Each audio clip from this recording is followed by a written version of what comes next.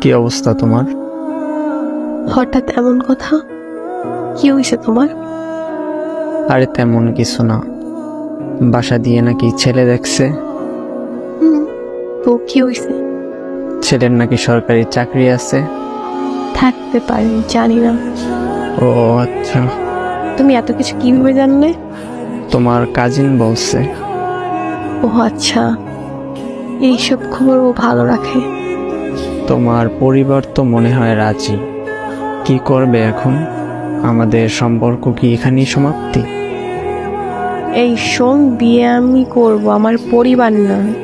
আর তোর এত কিছু কে ভাবতে বলছে? তোর সামনে পরীক্ষা, তুই পড়াশোনায় মনোযোগ দে। আমি তোর ছিলাম, তোর আছি, তোরই থাকবো। তুই পরীক্ষাটা দে আগে, তারপর হাত ধরে নতুন জীবন শুরু করব। সত্যি তো? হ্যাঁ সত্যি।